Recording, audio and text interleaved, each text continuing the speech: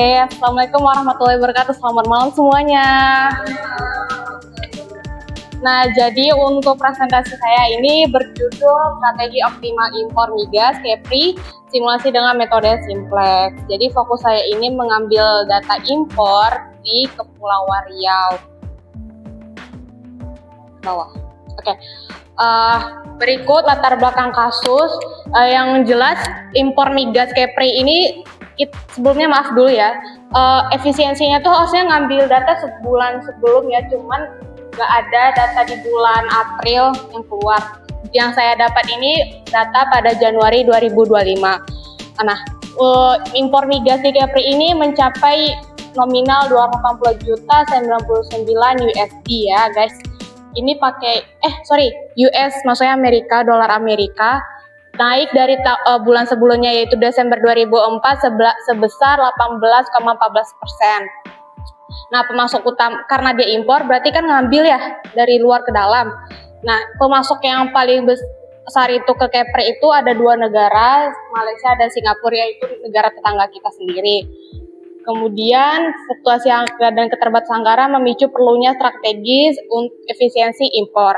Diperlukan juga pendekatan matematis untuk menentukan kombinasi pemasok dan volume impor paling optimal, dan saya memilih dan kita gunakan metode Simplex ini untuk menyusun strategis impor migas yang efisien, terukur, dan berbasis data.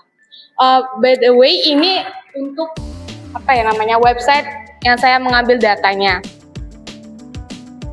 Nah, di sini saya mengambil data pada tabel ke-10 nilai impor migas Provinsi Kepri.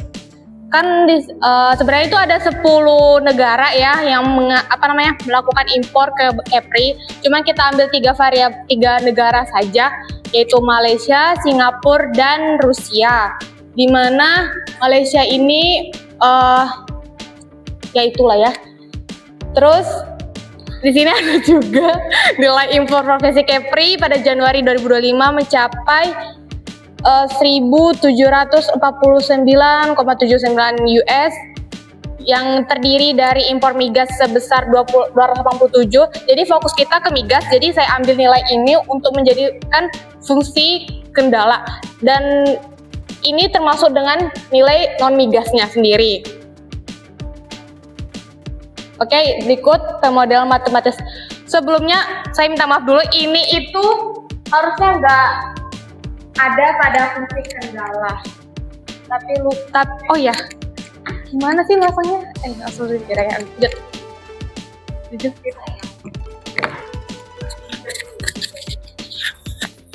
Bisa nggak ya? Yaudah gini aja. Oke, jadi ini sebenarnya itu harusnya nggak ada. Lupa saya hapus, dan berikut nilai maksimum Z-nya. Oh ya, ini itu nilainya saya dapat dari AI untuk melakukan maksimumnya.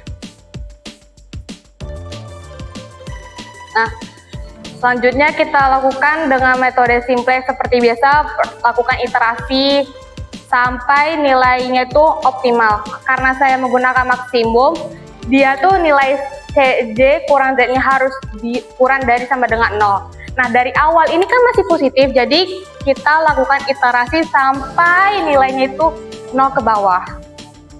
Dan iterasi saya sampai ke 4, didapatlah nilai X1-nya nilai 99,84, X2 92,64, dan X3 60,5. Dilakukanlah perhitungan untuk memperoleh nilai maksimum. Yang terbarunya didapat hasilnya 254,038. Nah, jadi untuk interpretasi solusinya seperti yang kita tahu, dengan melakukannya maksimum ini diperolehlah nilai alokasi pembelian atau distribusi optimal terbaru untuk X1-nya 99, X2 92, dan X3 60. Dan kombinasi tersebut dapatlah nilai maksimum dari fungsi objektifnya gitu. Oke. Jadi kesimpulan yang diperoleh, model linear programming memberikan solusi efisien dengan keuntungan maksimal, data ekonomi aktual mendukung pelaksanaan strategi tersebut. Rekomendasinya Implementasikan alokasi optimal dalam pengadaan. Kedua, evaluasi ulang model jika ada perubahan harga atau kapasitas. Tiga, gunakan pendekatan berupa perencanaan logistik dan distribusi. Dan empat, integrasi data statistik BPS secara berkala ke dalam analisis perencanaan. Terima kasih.